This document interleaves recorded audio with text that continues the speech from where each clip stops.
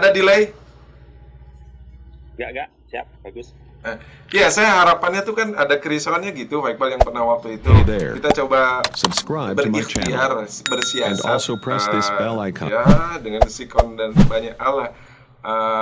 Mungkin saya tuh ada terpikir kalau sama Pak Iqbal tuh kayaknya kita masuk dulu lewat parenting ya, bagaimana anak pendidikan. Terus Pak Iqbal kan sebagai dosen pendidikan, insya Allah banyak lah pas gitu ya, pentingnya pendidikan, suasana pendidikan seperti apa sekarang, baik formal maupun non formal, baik dari apa ya, sudut agama maupun sudut umum gitu ya. Terus yang sebagaimana kita yang suka kerja apa ya, ya kita ini kan dominan ke pelajar dan pemuda. Tapi kalau untuk langsung mengarah ke segmen pemudanya, kalau lewat median belum terlalu bagaimana cara ngemasnya gitu.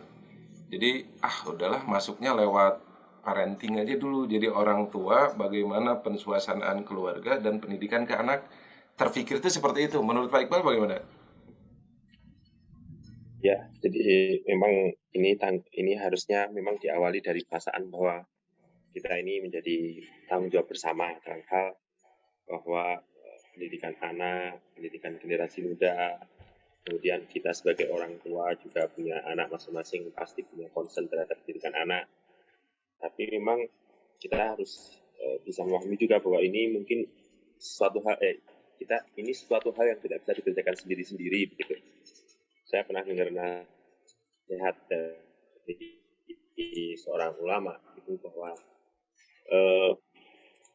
anak soleh itu adalah sebuah produk dari lingkungannya. Jadi artinya nggak bisa kita hanya mengandalkan pendidikan kita di rumah sendiri gitu ya kan, karena nggak mungkin atau si anak atau si pemuda tadi terus-terusan di dalam rumah gitu ya, dengan kita terus gitu kan nggak mungkin. Dia pasti akan berinteraksi, bergaul dengan teman-temannya, dengan kawan-kawannya. Artinya mungkin berapa persen waktu yang ada bersama dengan kita itu harus kita manfaatkan semaksimal mungkin supaya nanti ketika mereka keluar itu mereka menjadi mempengaruhi teman-temannya. Tetapi di awal memang kita membutuhkan kerjasama dengan lingkungan gitu ya, dalam artian lingkungan setempat juga harus kondusif. Ya tadi yang saya sampaikan memang nggak bisa dikerjakan sendirilah dalam hal ini, nggak bisa orang tuanya aja gitu ya, tapi dia bekerja sama dengan lingkungannya, bekerja sama dengan orang-orang di sekelilingnya, sehingga nanti memang lingkungan itu bisa menjadi kondusif untuk si anak menjadi anak soleh.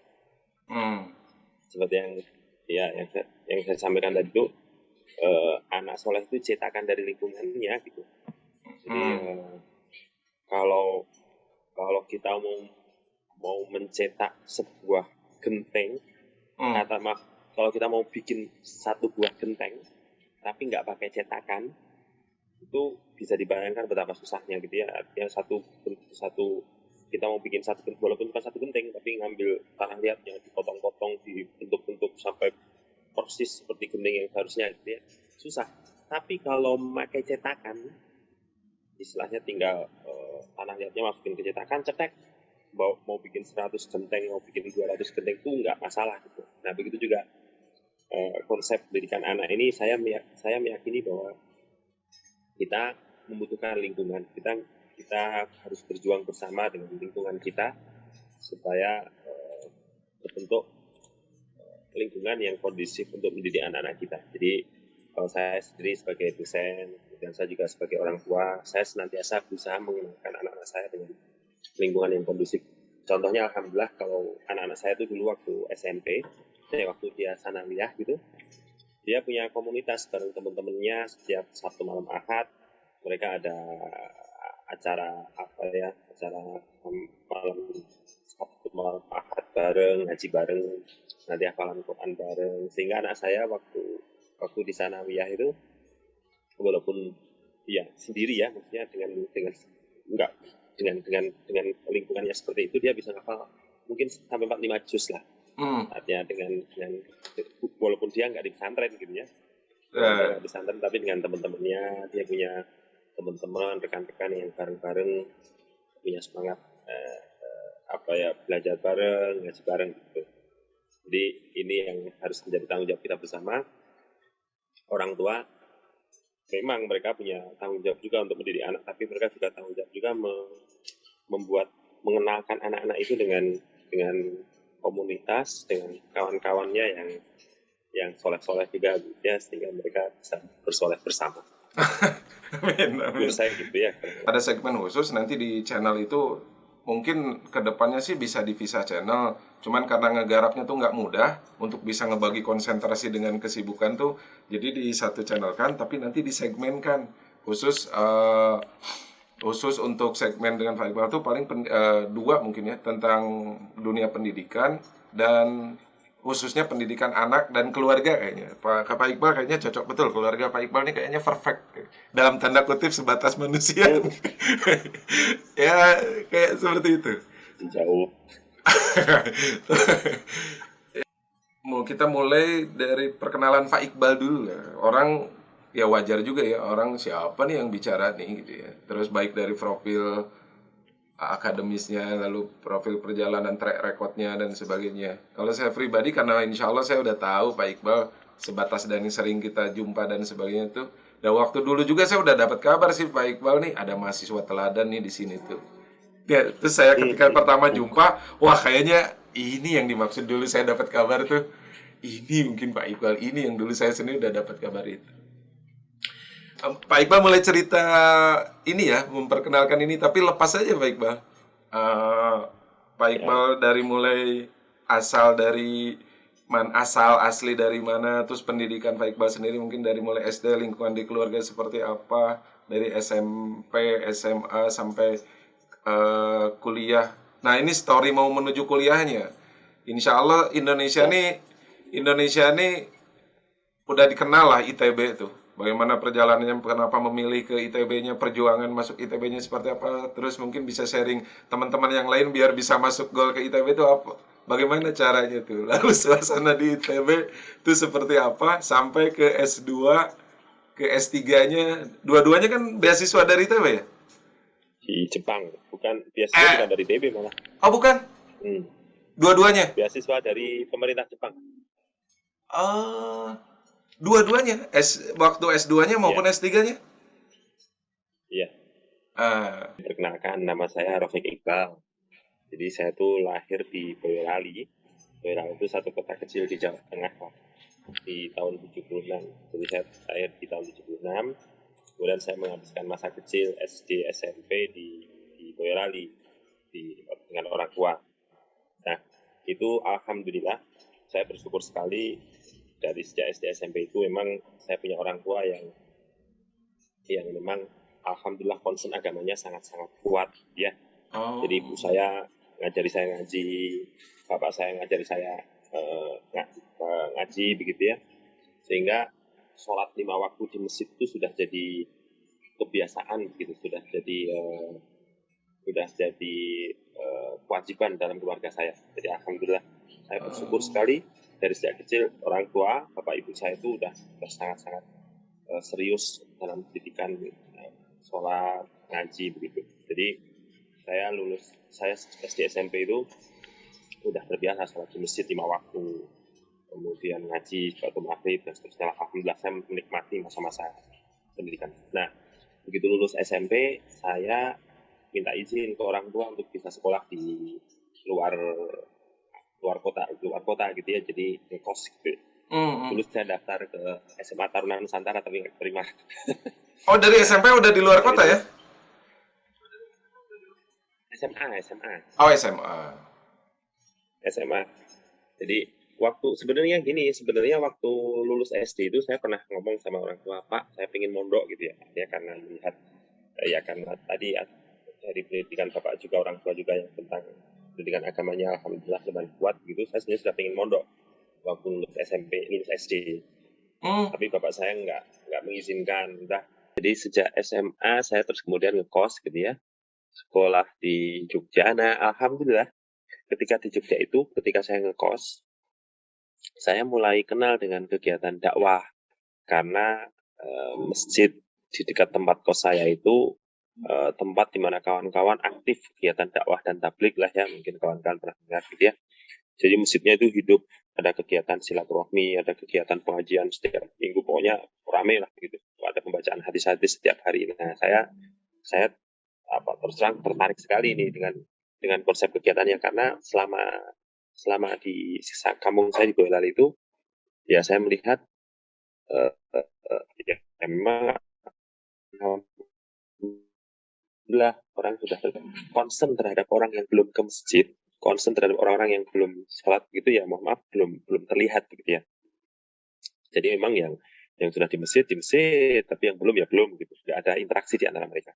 Nah, ada kegiatan dakwah di mana ada kegiatan silaturahim dari orang-orang di sekitar gitu. Nah, jadi kita jadi silaturahim, jadi kenal dengan tetangga-tetangga masjid yang belum ke masjid dan sebagainya. Nah, itu saya melihat, oh ini bagus sekali nih.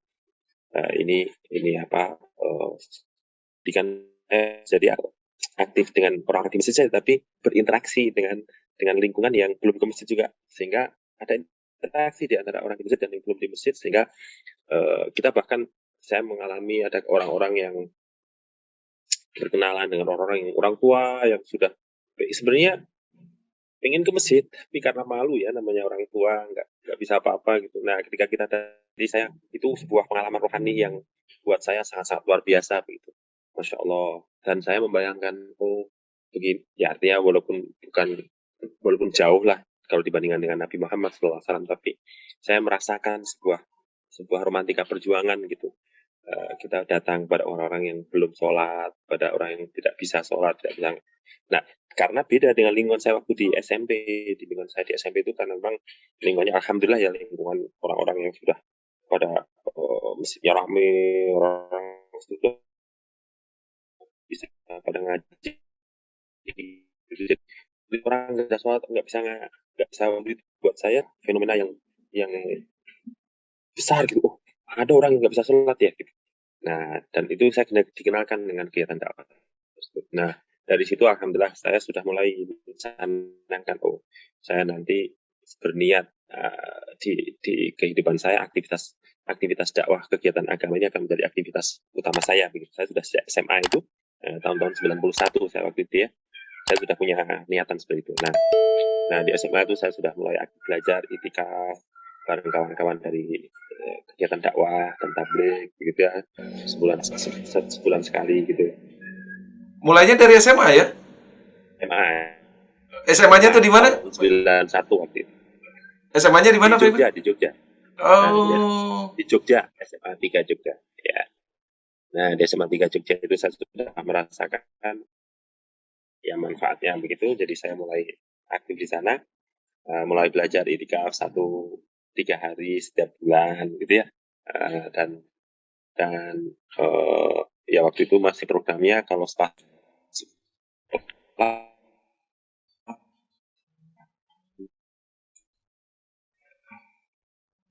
nah jadi sekarang udah nggak terlalu ramai seperti tadi, mungkin nggak masalah. Maksudnya kalau nggak harus di mute.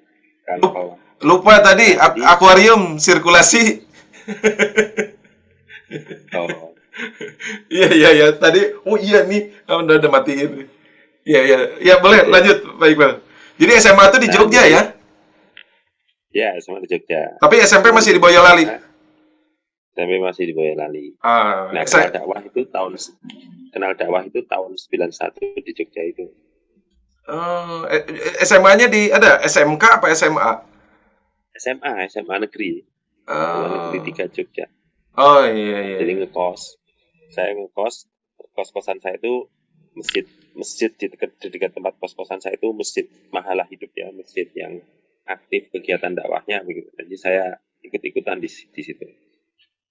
Nah, saya sempat mengalami semacam suasana di mana saya terlalu bersemangat gitu ya.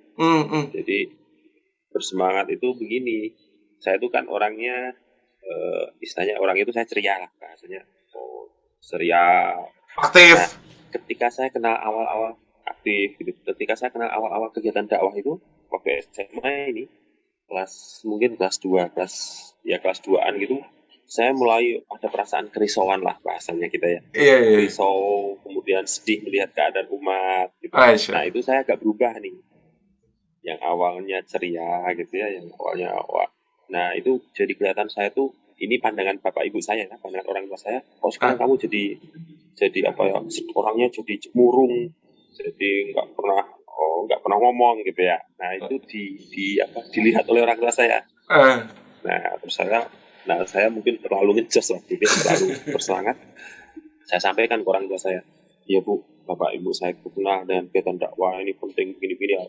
Dakwah saya sama Masya Allah. nah, nah itu orang tua jadi kurang simpatik ya dalam artian Oh. seolah-olah kita itu merasa lebih baik bukan merasa lebih baik, tapi artinya seolah-olah kita dan yang terutama khawatir orang tua itu khawatir di zaman-zaman itu kan masih banyak lah ya kegiatan-kegiatan agama yang mohon maaf menyimpang gitu ya. Jadi orang tua itu jadi ada khawatir ini anak saya ikut golongan apa, anak saya ikut kegiatan apa. Nah seperti itu ada kekhawatiran di hati orang tua saya.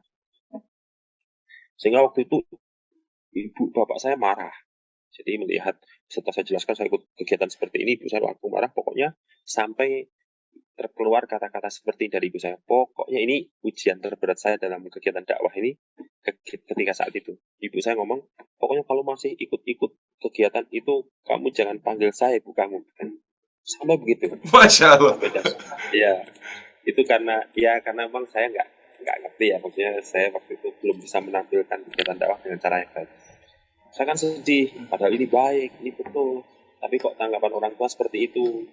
Maka saya waktu itu tuh kejadian waktu saya pulang kan kalau saya kan waktu itu masih SMA di Jogja hari Sabtu sore setelah sekolah Sabtu siang setelah sekolah saya pulang gitu ya pulang tuh mungkin sebulan sekali atau 2 minggu sekali saya pulang gitu ya pulang ke Boyolali ketemu orang tua nanti hari jadi Sabtu sore pulang nanti di rumah Sabtu Ahad malam saya pulang balik lagi ke Jogja gitu. Nah itu kejadiannya pas pulang hari Sabtu seperti itu. Nah saya hari Ahadnya pulang lagi, saya langsung alhamdulillah saya langsung minta nasihat kepada orang tua di Jogja gitu ya, orang tua yang sudah berpengalaman dalam dakwah. Saya ceritakan masalah saya tuh, saya ini pulang ke rumah bapak ibu saya marah karena kan nggak mendukung dakwah karena menurut mereka saya ini harusnya nggak begini begitulah. Nah, alhamdulillah saya mendapatkan penjelasan yang sangat-sangat baik dari orang tua saya waktu itu Pak Isnandar namanya. Dia bilang, Pak Mas Iqbal kalau kepada orang tua jangan jangan banyak ngomong agama, maksudnya jangan banyak dakwah kepada mereka kita biasakan berkhidmat saja, berkhidmat memuliakan mereka terus. Kalau pulang ke rumah disuruh gak usah banyak ngomong tapi banyak bantu urusan rumah tangga, disuruh nyapu-nyapu, disuruh nyuci piring, kalau bisa disuruh nyuci baju gitu-gitu. Terus saya bilang kayak gitu ya, iya, jadi nggak usah banyak ngomong, begitu aja. Oh udah, alhamdulillah saya praktekkan kalau pulang ke rumah saya nggak banyak ngomong, saya ngelihat baju apa-apa saya bersihin, piring-piring habis makan saya cuciin, terus ya pokoknya membuat orang senang aja. Nah itu merubah apa namanya pandangan bapak ibu saya terhadap kegiatan dakwah ini. Iya, apa ya? Tapi aslinya kalau basicnya Nah dari Pak kemudian Iqbal nih saya kayak memang penurut ya. Dikasih arahan ini langsung jalankan, kasih nasihat ini langsung jalankan. Lalu apa ya? Nahan gejolak rasa semangatnya itu kan berarti kuat tuh Pak Iqbal. Gejolak nahan dikasih nasihat gitu, jalankan.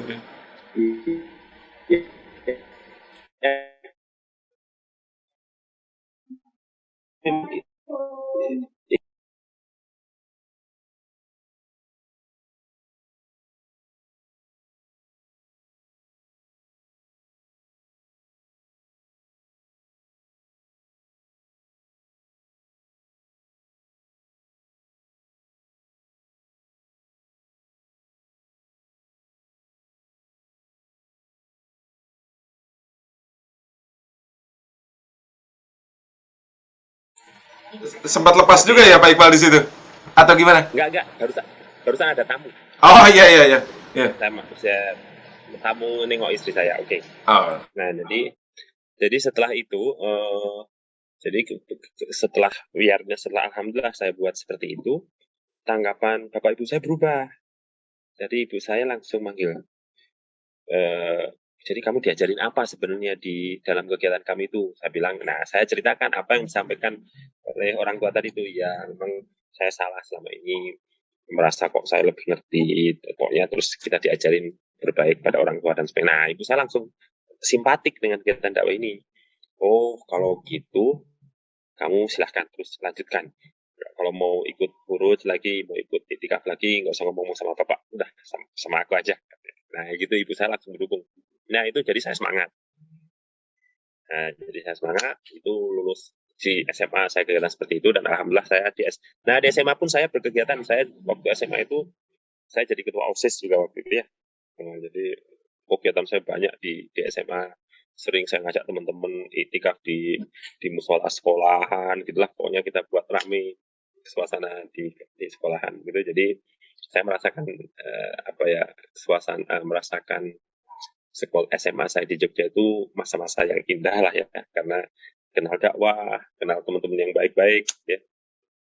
Nah, tapi karena saya punya cita-cita yang lebih tinggi lagi, waktu itu teman-teman saya udah kamu sekolah di Jogja aja. Semua teman-teman nyaranin saya sekolahnya di Jogja karena udah deket kan teman-teman. Tapi saya karena saya pengen memperluas cakrawala gitu, saya pengen sekolah ke Bandung. sebelum cerita yang ke Bandung, Pak Iqbal, saya Ya. ada sedikit potong dulu yang tadi itu ketika bersemangat, ya dengan semangat yang dirasakan, lalu ada terfikirkan, wah ini kayaknya mungkin ya ada yang keliru nih saya caranya, akhirnya minta nasihat lah ke salah seorang orang tua di Jogja, lalu kan diberikan nasihat seperti ini. Lalu Pak Iqbal dijalankan. Nah, yang nggak mudah tuh mungkin nahan gejolak rasa, apapun bentuknya gitu ya. Ini kan bentuknya semangat dengan nasihat yang dijalankan. Yeah. Nah, itu gimana cara merasakan, kan nggak sedikit yang enggak kok, menurut saya seperti ini yang bagus, dan gejolak rasa dorongan semangatnya tuh. Nah, ini gimana tuh Pak Iqbal nahan gejolak rasa untuk tetap samina taat, langsung jalankan, nahan gejolak rasanya yang merasa semangat dan sebagainya. Jadi ini saya tuh alhamdulillah punya perasaan, punya pendapat bahwa saya kan orang yang baru dalam kegiatan ini begitu. I am new gitu. Saya tuh bukan siapa-siapa dalam kegiatan dakwah ini gitu. Artinya baru kenal setahun 2 tahun kok sok merasa tahu. Saya pasti harus mendapatkan arahan dari orang-orang yang lebih ngerti, dan saya sendiri sudah merasakan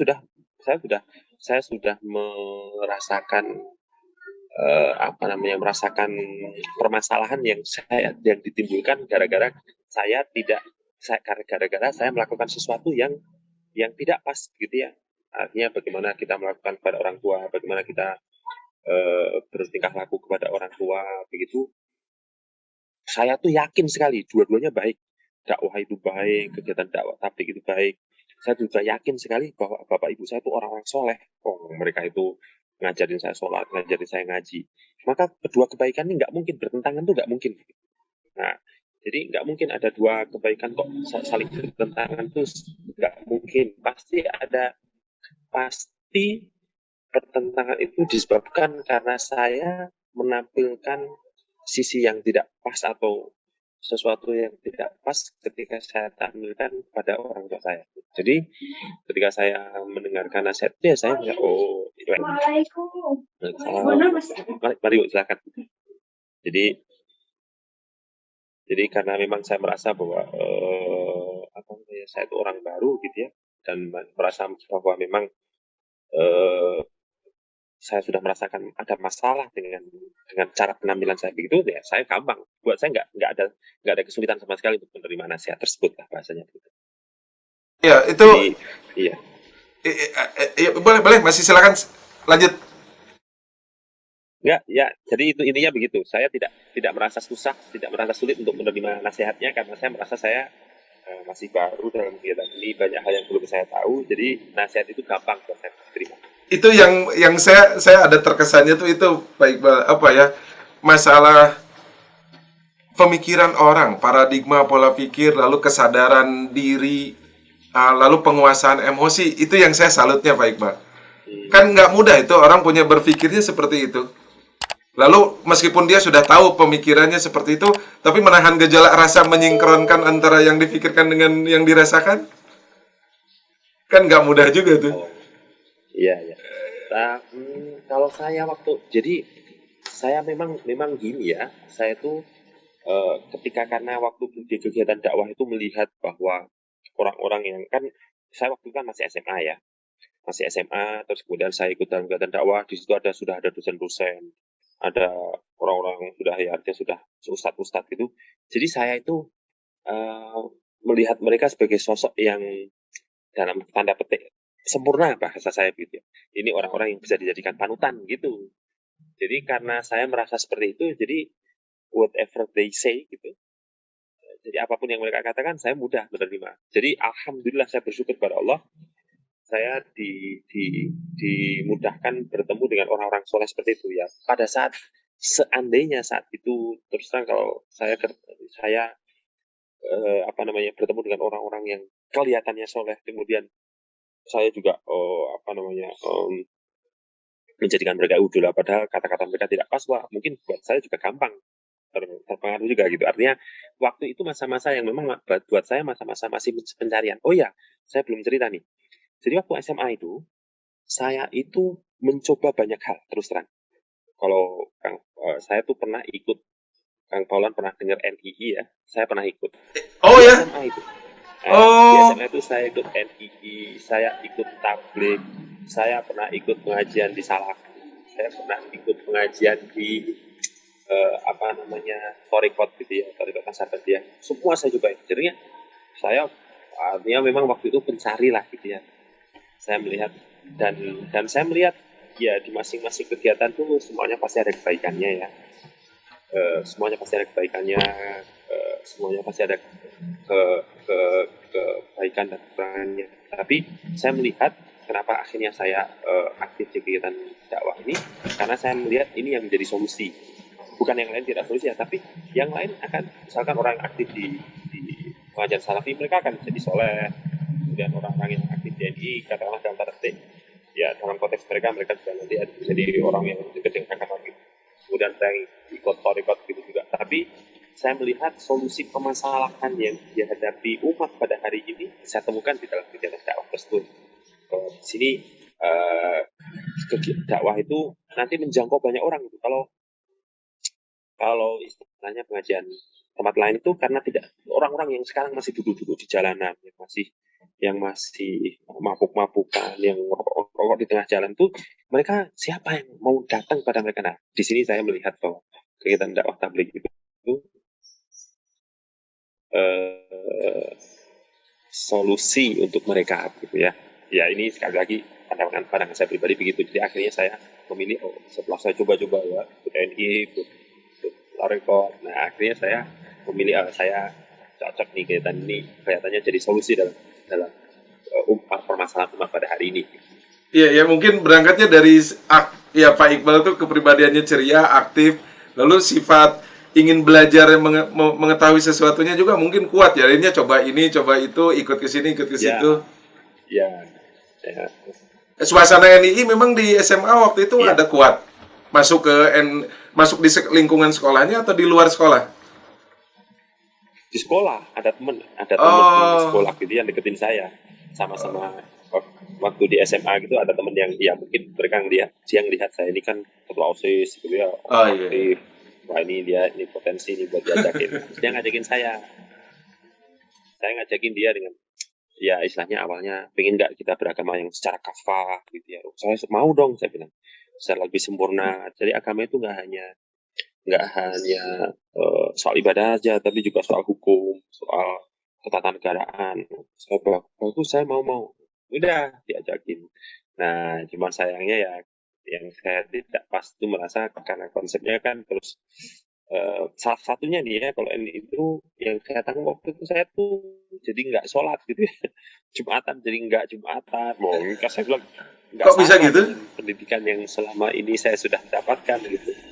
Jadi akhirnya iya, jadi waktu itu bener-bener saya ingat pas kita disuruh baiat gitu ya, itu Eh, eh, itu waktu Jumat gitu ya. Saya jadi nggak Jumatan waktu itu. Loh, kok nggak Jumatan dalam hati saya. Hari Jumat kan Jumat pagi ya. Saya diajak Jumat dijemput jam jam 9 pagi, kalau jam 10 pagi gitu, terus diajak bareng-bareng ikut ke satu rumah gitu, terus dikasih ceramahnya bagus lah. Kalau ceramahnya sih ya tentang pentingnya kita beragama secara kafah, sempurna, dan sebagainya bagus. Tapi lewat sholat Jumat, jadi jam 1, jadi selesai itu ceramah baru jam 1 jam 2 saya udah gimana nih mau Jumat ada gitulah. Nah itu langsung buat saya langsung oh ini kayaknya not for me gitu ya, bukan buat saya ini. Saya waktu itu saya bukan ya, artinya ya langsung bukan saya bukan siapa-siapa lah dalam agama yang nggak bisa menghakimi ini salah benar, tapi saya pikir oh ini nggak sama dengan yang pernah saya pelajari gitu ya. Udah saya langsung mundur. judulnya apa ya? Ceramahnya Islam yang kafah, tapi dia nggak salat ke Jumatan ya. Ya, nah ini alasan mereka Ah, karena belum waktunya gitu. Karena alasan mereka jadi istilahnya Pak yang saya tangkap ya, saya udah lama sekali kan, tahun-tahun 92 kejadiannya kan. Itu yang saya tangkap. Jadi agama itu harus diletakkan dasarnya dulu. Jadi dasarnya baru setelah dasarnya ada, baru nanti bangunan berikutnya gitu. Nah, sekarang ini karena dasarnya belum belum belum kokoh, jadi kita tidak punya kewajiban untuk bangun yang berikutnya. Bahasanya gitu, kurang, oh, kurang lebih yang saya tangkap. iya iya iya iya iya, Ya. iya Jadi iya. Iya. saya langsung langsung apa bilang ke teman saya tuh, mohon maaf saya mundur deh, saya nggak ikut sama kita ini karena saya punya pendapat. Jadi saya punya pendapat bahwa saya harus tetap sholat, dan saya nggak ikut gitu. Terus dia udah nggak ikutin saya lagi akhirnya. Iya iya iya iya, luar biasa oh gitu ya. Jadi pemahamannya tuh ini teorinya dulu nih, pahamkan dulu nih pondasinya, ilmunya dulu. Nanti setelah ini selesai baru ke tahapan amaliyah gitu mungkin maksudnya ya. Iya, kurang lebih gitu. Ya, dan memang ya, dan memang waktu itu memang kelihatannya kayak seperti subversif gitu. Subversif itu kalau kepada negara itu jadi ini jadi apa, jadi seperti menyalahkan negara Islam, negara Indonesia itu tidak sesuai dengan Islam gitu, bahasanya begitulah. Jadi kan saya juga wah ini bahaya nih kalau ketahuan semua. Iya. Iya iya iya. Baik, nah dari SMA ini kurang lebih suasana tadi yang tadi saya bilang itu memang jadi kerangka berpikirnya Pak Iqbalnya sendiri, lalu kerangka emosinya juga. Wah saya ini baru, sedangkan ini bagus, tapi kok kenapa dampaknya nggak bagus? Karena ibu sekarang jadi sampai melarang seperti itu. Langsung ada berpikiran, wah berarti ini ada yang saya salah mungkin, ada yang salah saya cara penyampaiannya. Nah itu kan untuk berpikir seperti itu tuh kan nggak mudah. Akhirnya Nah, iya. Betul, bertanya betul. bertanya kepada orang tua. Lalu setelah dapat dari orang tua memberikan nasihat dan arahan, oh iya, nalarnya pun nangkap, oh iya betul seperti itu. Ah saya jalankan. Nah itu yang saya suka ada apa ya terpancing tuh Pak Iqbal. Ini bagaimana saya sendiri khususnya pola pikirnya tuh problem solvingnya gitu ya. Kalau ada masalah tuh yang bener lah gitu. Seperti ini, pemikirannya seperti ini, lalu dapat nasihat, lalu nangkap, oh betul, lalu Iya. gejolak emosi, lalu dijalankan. Nah, nah itu tuh yang saya jadi tertariknya tuh, khususnya buat saya sendiri dan orang-orang gitu, orang-orang lain gitu. Itu itu terus terang masih saya bawa sampai saat ini. Saya tuh seseorang yang tidak mudah judgmental gitu ya, tidak mudah menjustifikasi seseorang, itu saya sangat-sangat menghindari. Artinya banyak hal yang kita ini nggak tahu gitu ya dalam segala hal gitu. Jadi jangan sampai kita ini baru tahu sedikit sudah merasa sok tahu, sok ngerti banyak, terus merasa paling benar sendiri, merasa yang lain salah. Itu saya sangat-sangat anti dengan cara berpikir seperti itu. Jadi sampai saat ini saya masih membawa cara berpikir itu bahwa kita ini kita ini tahu Allah Ta'ala memberikan kepada kita ilmu, Allah Ta'ala memberikan kepada kita pengetahuan. Tapi pengetahuan wala apa ayatnya dan tidaklah kamu diberikan ilmu kecuali sedikit. Wala utitu minal ilmi illa qalila. Itu saya ngerasa sekali bahwa banyak hal yang saya nggak tahu. Jadi maksudnya kalau ada orang berpendapat lain, saya akan menghormati mereka. Saya akan ya sekarang lah fenomena pada hari ini ya perbedaan kalau di tempat saya kebetulan di dekat masjid saya itu ada masjid Persis, ada di NU dan sebagainya lah. Perbedaan mereka itu sangat kentara, tapi saya harus menempatkan diri bahwa ya silakan semuanya pasti punya pendapatnya masing-masing, tapi jangan sampai merasa kita yang lebih baik, lebih benar daripada yang lain gitu, karena itu akan merusak gitu ya, gitu itu akan merusak merusak hubungan persaudaraan gitu. Nah saya memegang itu. Jadi sekarang pun saya melihat bahwa kalau ada orang yang berpendapat lain dengan saya, silakan. Jadi mari kita sama-sama berlomba-lomba dalam kebaikan, berlomba-lomba dalam kesolehan. Nah, kan saya sendiri kan ada udah lama mungkin ya, kayaknya nggak terlalu sampai dari kecil lah punya pemikiran kita nih harus senang mencari tahu, semangat mencari tahu, ya belajar gitu ya. Lalu suka memberitahu apa yang diketahui, tapi jangan merasa sudah tahu, karena masih banyak yang ilmu yang wah gimana gitu. Jadi sampai ada quote gitu, apa ya? Sekarang nih ada orang yang baru sedikit tahu, bahkan mungkin belum tahu, tapi gayanya sok tahu, dikasih tahu nggak mau tahu. Wah, ini kayaknya virus yang bahaya betul ini. Dan Paulan nggak mau ini, nggak mau jangan sampai seperti itu. Nah, kira-kira untuk bisa punya pemahaman seperti itu, Pak Iqbal udah dapat nggak? Kira-kira rumusannya gimana tuh? Ya, kalau saya merasa alhamdulillah mungkin itu dari didikan orang tua saya juga ya. Jadi jadi orang tua saya itu bapak ibu saya itu dulu didikan kecilnya dari NU. Jadi bapak saya itu di pesantren NU, ibu saya juga ngajinya di dari desanya itu pokoknya NU banget lah. Ada sholawatan, ada tahlilan, ada yasinan, begitu-begitulah modelnya. Nah, begitu mereka pindah ke Boyolali, ke kota tempat tinggal saya waktu kecil itu ya, mereka pindah ke Boyolali, mereka aktifnya bareng dengan orang-orang Muhammadiyah. Jadi akhirnya bapak ibu saya aktif di Muhammadiyah, sehingga akhirnya bahkan bapak saya itu jadi ketua Muhammadiyah daerah gitu ya, ibu saya jadi ketua Aisyah Muhammad itu, padahal mereka punya backgroundnya NU. Saya tahu betul mereka ngaji di pesantren NU. Nah, bapak saya selalu menekankan, jadi semua itu semua punya. Jadi bapak ibu saya juga orang yang sangat luas dalam hal itu. Jadi saya belajar banyak dari bapak ibu saya soal itu ya, mereka luas sekali untuk menempatkan di tempat yang mereka akan bertindak seperti apa, karena mereka punya basic, punya dasar. Kedua-duanya ada pendapatnya masing-masing, jadi kita tidak usah memperbesar itu. Nah, itu mungkin berkesan dalam diri saya, sehingga saya pun melakukan itu juga kepada dalam setiap kondisi saya.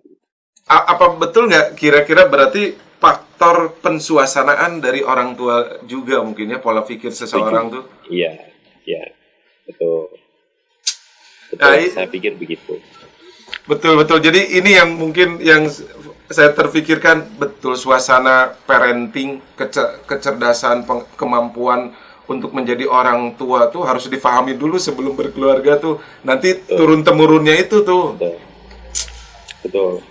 Dan ya alhamdulillah juga saya kan ya dengan aktif di kegiatan tabligh, kegiatan dakwah itu, kita kan diajari salah satunya kegiatan membuat taklim di rumah ya, membacakan hadis-hadis di rumah kita begitu ya setiap hari. Nah, kalau di rumah saya buat setiap batu Isya. Iya. Setiap batu Isya kita kumpul bareng-bareng semua keluarga. Kebetulan sekarang kebetulan anak saya yang di rumah tinggal 2, jadi ya tinggal berempat, saya istri sama anak 2. Kalau dulu waktu anak-anak saya yang anak saya kan yang keempat sekarang di pesantren, anak 2 juga di pesantren, jadi sudah pada nggak ikut. Tapi waktu mereka masih di rumah ya semua ikut. Nah itu waktu masa taklim itu waktu kesempatan kita untuk setelah membaca hadis gitu ya. Jadi nanti kita bacakan hadis-hadis tentang fadilah, keutamaan sholat, fadilah keutamaan baca Al-Quran, fadilah keutamaan dakwah dan seterusnya. Setelah selesai biasanya ada waktu setelah nggak langsung kita tutup, langsung kita ngobrol-ngobrol. Jadi penting kita itu membuat suasana agama dalam rumah kita supaya rumah kita senantiasa ada suasana malaikat, dan juga ya sesekali kita bicara yang agak mendalam ya, artinya tentang konsep belajar agama. Kita jangan merasa sok tahu, kita harus senantiasa belajar begitu-begitu. Waktu yang sangat-sangat efektif bagi kita untuk komunikasi dan berdiskusi dengan anak-anak kita, dan itu alhamdulillah saya manfaatkan semaksimal mungkin sehingga hubungan kita dengan anak jadi baik. Dan ya namanya di suasana di rumah ya, itu kan nggak bisa kita selalu serius gitu ya, maksudnya dalam taklim pun ya kadang-kadang kita si anak saya pangku, maksudnya suasana senyaman mungkin dengan mereka supaya mereka itu merasa ini keluarga gitu ya. Seperti itu juga saya buat. Berapa lama Pak Iqbal itu pengajian rumahnya, mengadakan pengajian di rumah, dan kita suami sebagai ustadznya gitu ya, berapa lama tuh? Berapa lama itu setiap harinya? Ya, setiap harinya satu sesi pengajian itu. 15 menitan paling. 15 menit ya? 15 menit. Oh, sebentar ya? 15 menit. Nggak, jangan lama-lama. Ya, hari. Oh iya, betul. Iya, karena kita melakukannya setiap hari. Kalau setiap hari, sebenarnya arahan saya dengan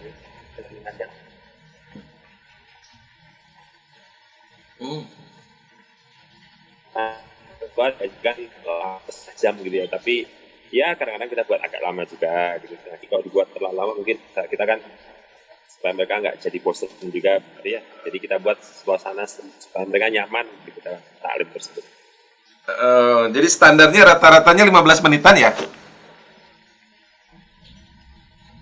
Ya, 15 menit. Sekarang di rumah saya biasakan setelah taklim begitu, saya tambahin nanti pada ngaji bareng Al-Waqiah bareng atau tabarok, surat tabarok bareng, surat Yasin bareng atau Alif Lam Mim Sajdah bareng. Itu ya kan banyak fadilah dari surat-surat tersebut gitu ya. Jadi satu hari malam ini kita baca tabarok, nanti besok kita baca Waqiah, besok apalah. Alhamdulillah karena sudah setiap hari kita buat, mereka sudah pada hafal gitu ya surat itu. Jadi kita baca dengan hafalan gitu setiap hari sehingga sudah cepat gitu. Setelah taklim ya? Ya, setelah taklim. Jadi setelah taklim pengajiannya itu kurang lebih 15 menit, lalu ada bacaan bacaan Quran bersama-sama gitu. Ya, jadi enggak baca hafalan. Oh, hafalan. Ya, sudah pada hafal kan? Ya, sudah pada hafal kan kalau ya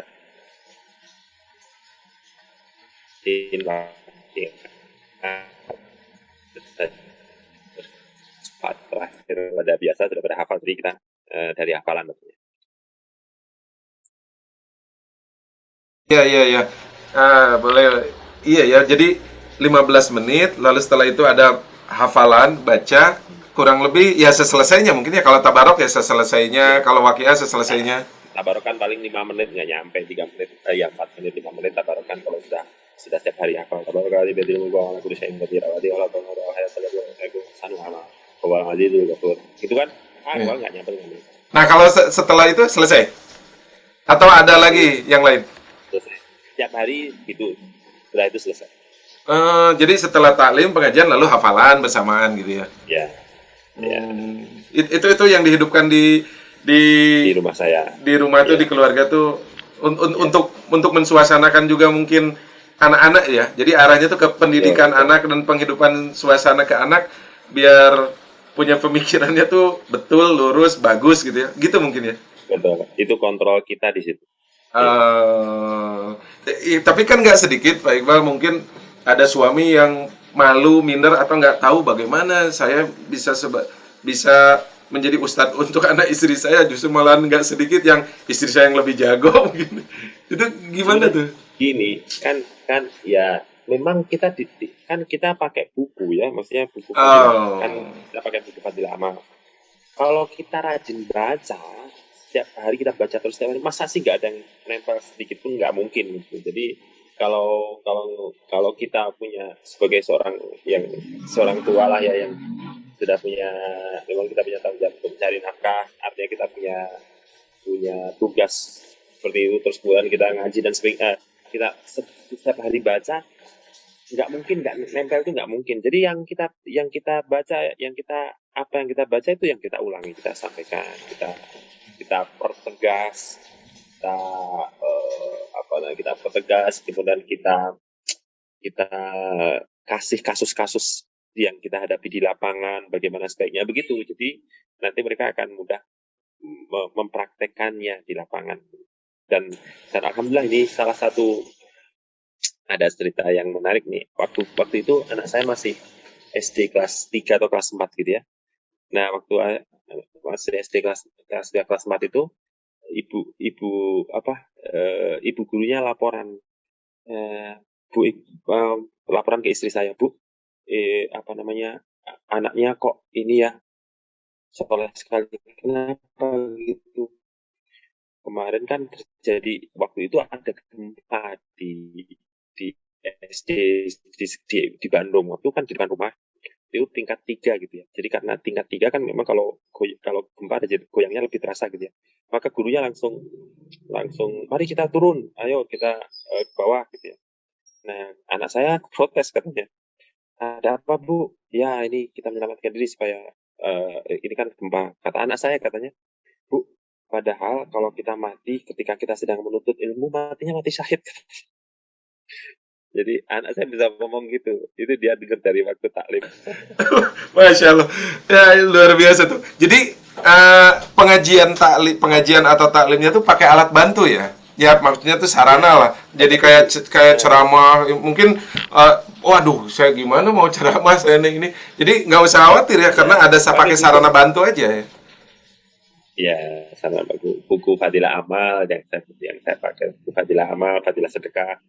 Jadi itu kita ulang-ulang aja, dan itu masya Allah kalau kita baca terus-menerus itu ada saja yang nempel, yang kita bisa dapatkan, dan itu bisa kita ulang-ulang untuk kita sampaikan kepada anak kita. Nah, buku ya jadi ada bukunya lah. Jadi nggak harus sampai apa yang mau saya sampaikan bingungnya diceramahkan enggak ada alat bantunya yaitu buku itu ya. Buku kitab gitu ya. Dan Betul, betul, buku itu nggak ini kan apa ya bahasanya bahasa Indonesia gitu ya. Ada terjemahan nggak harus sampai ngaji dia paham dulu. betul, betul, Nah, betul. ngaji kitab gundul itu bahasanya apa ya teksnya bisa semua orang bisa lah gitu ya ada artinya ada penjelasannya dalam bahasa Indonesia ya. Iya, iya, kan kita nggak usah, kalau kita bisa baca ayat Al-Qur'annya atau baca bahasa Arabnya, hadisnya, mangga. Tapi kalaupun nggak bisa, nggak usah dipaksain, baca aja artinya. Kita baca gitu. Jadi baca, dan bacanya itu kita baca seperti kita membaca ketika kita ingin menerangkan. Jangan baca dari Abdul Hurairah radhiyallahu anhu kata bahwa Rasulullah SAW bersabda bahwa itu kan nggak komunikatif. Tapi coba kita menyampaikannya dengan cara gaya kita ingin menyampaikan itu. Dari Abu Hurairah radhiyallahu anhu, Nabi SAW bersabda bahwa ini sehingga yang mendengar itu juga menikmati, kita diajak ngobrol gitu. Tidak merasa diceramahin gitu. Iya ya jadi bukunya itu ada satu buku yang insya Allah semua orang bisa baca karena ada artinya dalam bentuk bahasa Indonesia dan ada penjelasannya juga Ini dalam bentuk bahasa sinyalnya lagi Indonesia. jelek. Iya betul naik turun. Saya lanjutkan. Jadi kemarin tadi saya sampaikan bahwa setelah SMA, terus kemudian saya ingin kuliah di Bandung, gitu ya. Hmm. Nah, jadi setelah kuliah di Bandung, jadi alhamdulillah kegiatan dakwah dan tabligh yang pernah saya ikuti di Jogja, alhamdulillah bisa saya teruskan juga di Bandung. Saya punya teman-teman yang juga aktif dalam kegiatan dakwah di Bandung. Dan di Bandung ini memang saya belajar lebih banyak karena suasana dan lingkungan Bandung ini menurut saya lebih menantang. Kalau menurut saya dia, jadi di Jogja itu orangnya itu lebih mainstream gitu ya, orangnya begini. Tapi kalau di Bandung tuh macam-macam, lebih lebih apa, dan saya bertemu dengan orang dari seluruh Indonesia di Bandung itu. Jadi menurut saya lebih menantang di Bandung. Nah, di situ ya alhamdulillah saya ikutilah kegiatan-kegiatan dakwah selama di Bandung, selama kuliah itu kita berusaha menghidupkan masjid.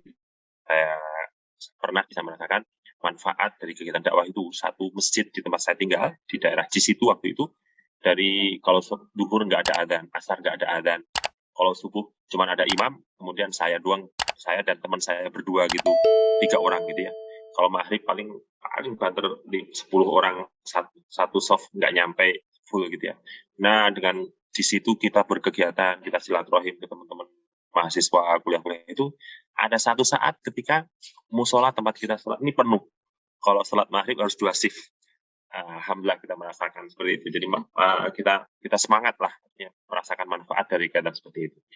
Nah, jadi di situ setiap liburan saya alhamdulillah bisa ikut program selama 40 hari gitu ya. Liburan pertama waktu itu saya itikafnya ke ini, saya ke ke Thailand, Singapura, Thailand dan Malaysia. Jadi tahun 95. Jadi saya kan masuk ITB tahun 94. Tahun 95 bulan Juni Juli itu kan libur di ITB, liburnya 3 bulan lah, kurang 3 bulan kurang gitu ya. Saya program selama 40 hari ke Malaysia, ke Thailand, ke Singapura gitu. Nah, alhamdulillah kita bisa banyak juga belajar manfaat dari situ.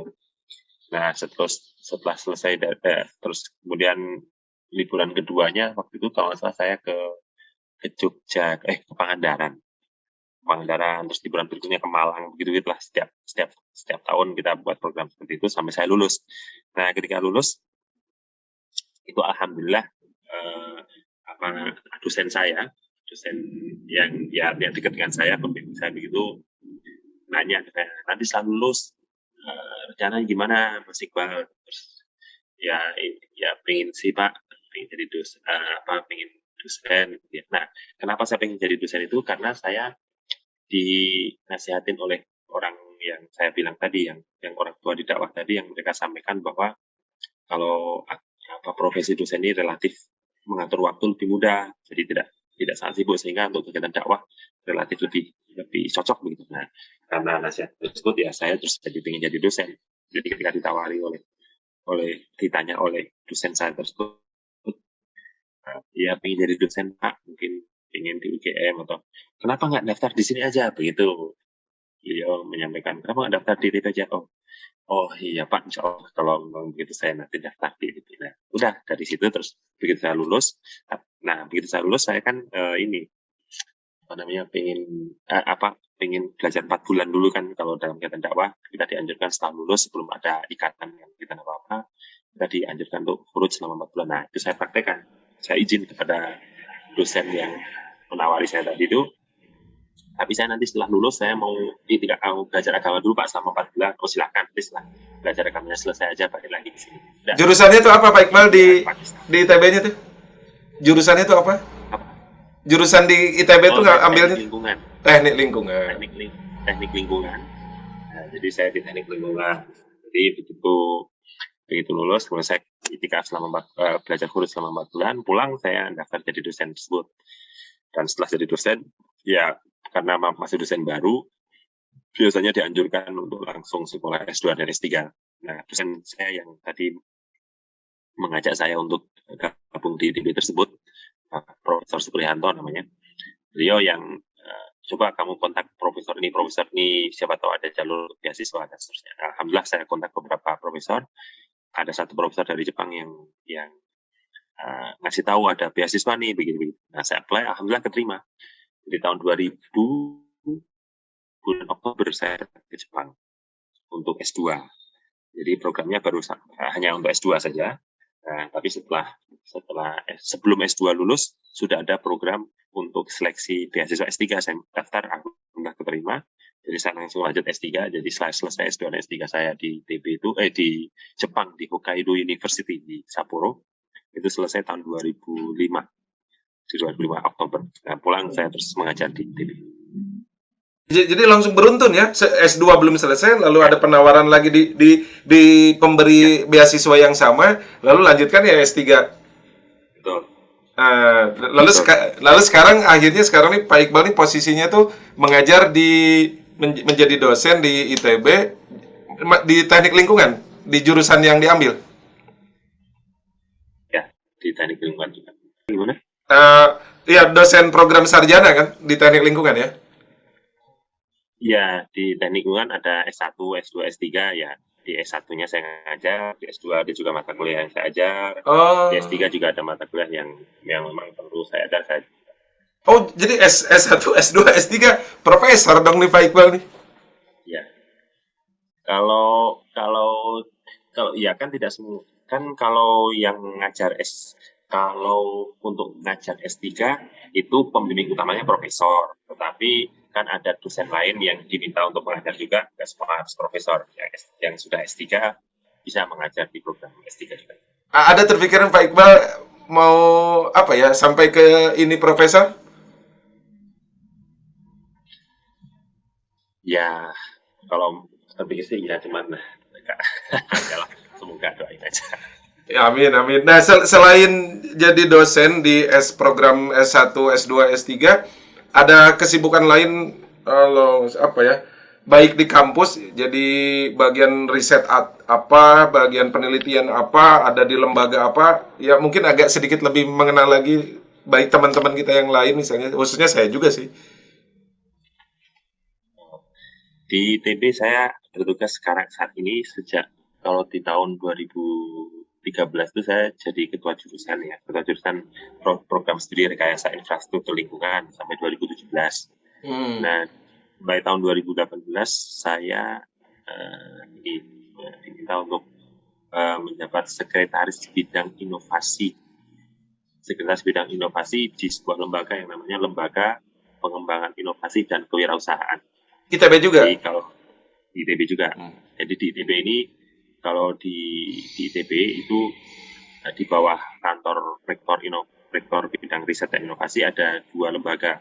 Kalau LPPM mungkin banyak orang sudah kenal dengan istilah LPPM ya, Lembaga Penelitian dan Pengabdian Masyarakat. Di seluruh universitas biasanya ada. Nah, kalau di ITB ini selain LPPM ada lembaga sejenis tapi sedikit berbeda, yaitu namanya LPIK tadi, Lembaga Pengembangan Inovasi dan Kewirausahaan. Kalau LPPM itu kita diarahkan untuk menangani penelitian-penelitian yang mendasar, ya, dan dasar yang kalau ada yang pernah dengar, yang kesiapan teknologinya baru 1, 2, 3. Nah, apabila sudah riset itu berkembang, nanti kesiapan teknologinya sudah semakin kuat.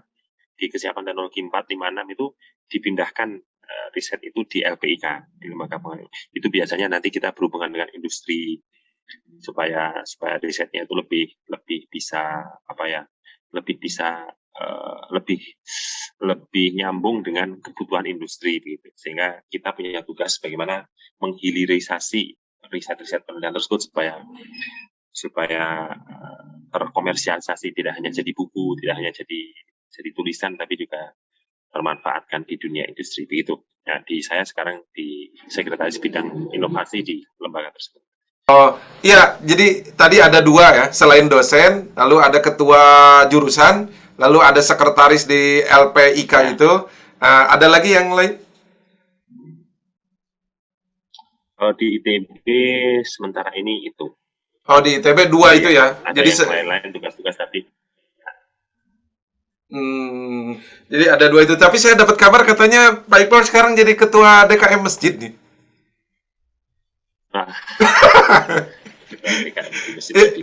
Ya, itu prestasi besar juga tuh. Jadi selain dosen, ketua jurusan, sekretaris di LPIK ya.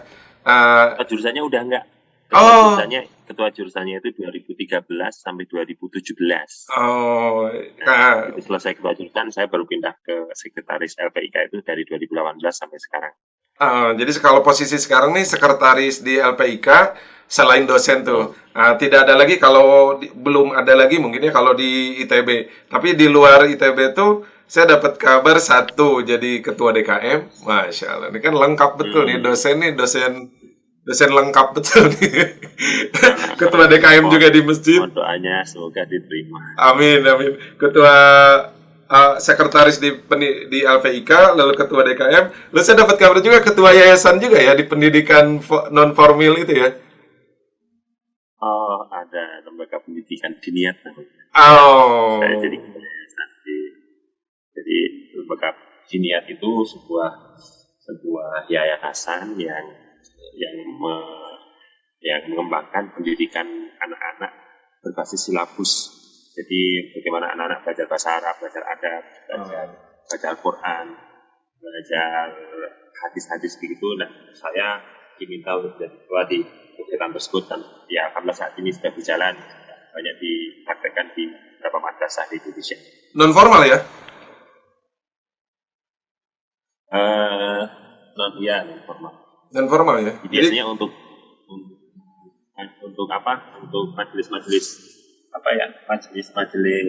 pengajian TPA begitu biasanya. Jadi dosen S1, S2, S3, ketua jurusan tapi sekarang sudah tidak menjabat, lalu sekarang jadi posisinya kalau di kampus sekretaris LPIK, lalu ketua DKM masjid besar tuh, dan hidup suasananya makmur dan nggak mudah itu. Tapi insya Allah Pak Iqbal dipercaya memang ada kemampuan seperti itu, insya Allah, amin. Lalu ketua yayasan di sarana pendidikan non formal khususnya di bidang keagamaan lah, pendidikan keagamaan semacam TPA gitu ya. Mungkin itu ya untuk saat ini ya. Insya Allah. Iya. Insya Allah Pak Iqbal, nanti insya Allah mudah-mudahan